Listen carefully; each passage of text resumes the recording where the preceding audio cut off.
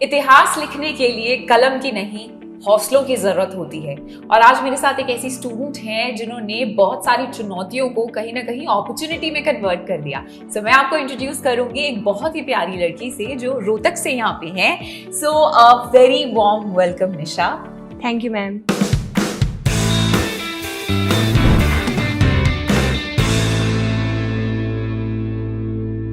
So Nisha, first of all, congratulations. आपने इतना अच्छा परफॉर्म किया. We are super proud of you. How do you feel? I am feeling very happy and just I am satisfied.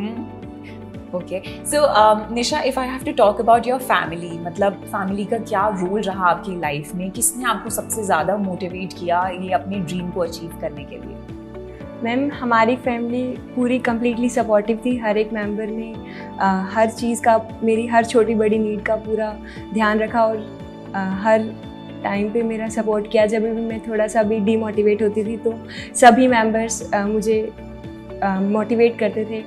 और जो सबसे ज़्यादा मेरे मोटिवेशन का जो रोल है वो मेरे पिताजी और मेरे दादाजी से आया है। एक्चुअली मेरे दादाजी बहुत ही ज़्यादा पंक्चुअल हैं। वो आर्मी में थे पहले, तो मैं उनसे हमेशा सीखती हूँ। वो बहुत हार्ड वर्किंग है इस एज में भी और निरंतर बिना थके बिना रुके वो काम करते रहते हैं। और मेरे पिताजी भी, उन्होंने बहुत सारे स्ट्रगल्स किए हैं अपनी लाइफ में और उनसे जो मैंने सीखा है वो मैं ज़िंदगी भर अपना याद रखूँगी। सो निशा, यूजुअली जो हमारे पेरेंट्स होते हैं वो हमारे सबसे पहले रोल मॉडल्स बनते हैं, बिकॉज हमारा लाइफ में इंट्रोडक्शन ही वही कराते हैं, सोसाइटी से हमें वही इंट्रोड्यूस कराते हैं। क्या आपके साथ भी ऐसा ही है? जी मैम, बिल्कुल। मेरे पिताजी की मैं एक स्टोरी आपके साथ शेयर करना चाहूँगी। वो एक्चुअली 10th स्टैंडर्ड में फ़ेल हो गए थे, तो उन्होंने दोबारा बाउंस बैक किया और बहुत ही अच्छा स्कोर उन्होंने अपना 10th क्लास में अचीव किया। और उसके बाद वो कभी नहीं रुके और कभी नहीं थके। उन्होंने एक्चुअली पहले वो डायरेक्शन दूसरी थी, मतलब आर्मी में जाना चाहते थे वो, but suddenly when he was to go into the recruitment then he realised that he was colour blind. So it was a big jolt, but he faced it very strongly and he thought that God has thought something much better about me.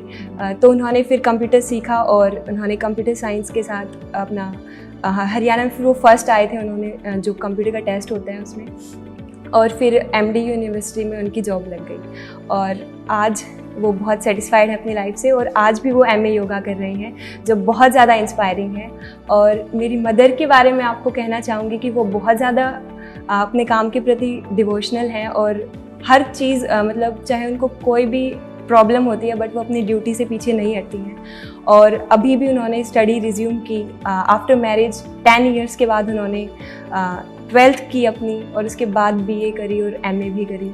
और that was very very inspiring for me. And here at Aakash Byju's I got the environment to study very properly, to understand very concept deeply, and all our teachers were very supportive. So आकाश बायजूस के support से और parents के support से और बाकी सभी जो भी हमारा इन्वायरमेंट है, उनकी पॉजिटिव जो एनर्जीज़ हैं, उनकी हेल्प से आज मैं जो हूँ वो उन सब की वजह से ही हूँ। सो निशा, इतनी बड़ी फैमिली है जैसे आपने बताया और इतने सारे मेंबर्स हैं, कभी आपने ऐसा कोई मोमेंट उनके साथ एक्सपीरियंस किया जिनको आप सबके साथ शेयर करना चाहें और बोलें कि दैट वाज द टाइम जब मैंने डिसाइड किया कि मेडिसिन ही मेरी लाइफ और मेरा फ्यूचर होने वाला है? मैम, एक्चुअली मैं विलेज में गई थी एक बार। हमारे विलेज में भी जो घर है वहाँ पे एक्चुअली मेरे दादाजी की ओपन हार्ट सर्जरी हो रखी है। तो मैंने उनके एक्सरेज देखे और फोटोग्राफ्स देखे, तो मुझे बहुत एक्साइटमेंट हुई कि क्या है, मतलब इलेक्ट्रोकार्डियोग्राम मैंने देखा। तो मुझे लगा कि मेरे को मेडिसिन में परस्यू करना है, क्योंकि इतनी सारी इंटरेस्टिंग बातें हैं और सीखना है कुछ, और अपने दादाजी जैसे ही और व्यक्तियों की बहुत सेवा करनी है। वाओ, ये कितना अच्छा थॉट है आपका, और आपकी हिंदी बहुत ही अच्छी है। तो मैं अब आपसे ये जानना चाहूँगी कि आपने खुद को ग्रूम कैसे किया? आपने कैसे डिसाइड किया कि आकाश बायजूस ही मेरी लाइफ का एक इम्पॉर्टेंट हिस्सा बनने वाला है? मैम, जब मैं 8th स्टैंडर्ड में थी तो हमारे स्कूल प्रिंसिपल ने सजेस्ट किया कि आप आकाश में एनरोल करवाइए, अपनी फाउंडेशन को स्ट्रॉन्ग करिए। तो मैंने 9th स्टैंडर्ड से आकाश बायजूस में एनरोल किया और 9, 10, 11, 12 की जर्नी आकाश के साथ कंप्लीट की। आई एम श्योर इतने सारे स्टूडेंट्स यहाँ पे मोटिवेटेड हो रहे हैं। तो अब बात करते हैं नीट एग्जाम की, जो सबसे टफ होता है, और आई एम श्योर आपने अपने लिए एक टारगेट और एक स्कोर अचीव करने के लिए एक थॉट बनाया होगा कि ऐसे से मैं करूंगी। वो प्लानिंग क्या थी आपकी, आपने क्या स्ट्रैटेजी अपनाई जो स्टूडेंट्स को आज पता होनी चाहिए? मैं अपनी प्रिपरेशन में बहुत ही सिंप्लीफाइड थी। मैंने सबसे पहले क्लास नोट्स को, जिस दिन क्लास में नोट्स बनवाते थे उसी दिन रीड किया उनको और अच्छे से समझा।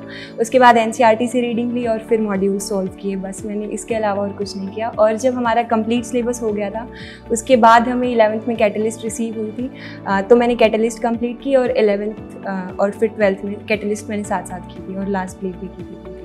ओके, तो आपने अपने फ्यूचर के बारे में कुछ सोचा है कि आपको एग्जैक्टली मेडिसिन में कौन से सब्जेक्ट में एक्सपर्ट बनना है, या अभी आप बाद में डिसाइड करेंगे आराम से?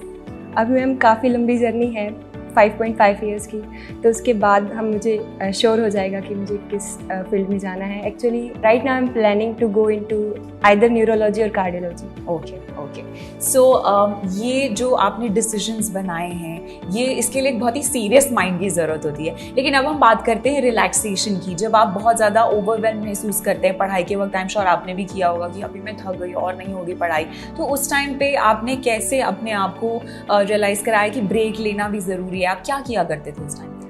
मैम ब्रेक के टाइम्स पे मैं स्पिरिचुअल सॉन्ग सुना करती थी और मैं पूजा भी करती थी घर पे, और ओम का उच्चारण, मेडिटेशन, वो सब मैं करती थी।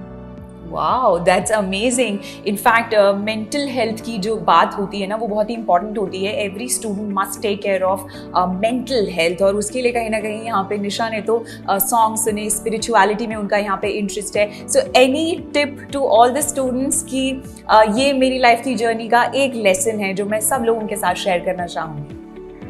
मैं कहना चाहूँगी कि ढलान से तो पत्थर भी लुढ़क जाया करते हैं, शिखर तक पहुँचने के लिए साधना चाहिए। तो आपको अपने लाइफ में जब भी डिफ़िकल्टीज फेस हो तो आपको उनसे हार नहीं माननी, बल्कि उनको डट कर फेस करना है और अपने जीवन में आगे बढ़ते रहना है। Wow, amazing. बहुत ही ज़्यादा मोटिवेशनल बात यहाँ पे निशा ने बोली है। अगर अभी भी आप मोटिवेट नहीं हुए तो ये ज़रूर कहीं ना कहीं एक साइन है आपके लिए कि ये वीडियो सिर्फ और सिर्फ आप ही के लिए बना था। देखिए, बहुत सारी प्रॉब्लम्स लाइफ में डेफिनेटली आने वाली हैं, लेकिन उनके साथ कैसे टैकल करना है उसके लिए लगती है एक राइट स्ट्रैटेजी। समझ गए ना आप? और स्ट्रैटेजी के लिए लगते हैं राइट फैकल्टी, जो आपको कहाँ पे मिलेगी? आकाश बायजूस में। सो मैं आपको यही सजेस्ट करूंगी कि आज ही विजिट कीजिए akash.ac.in।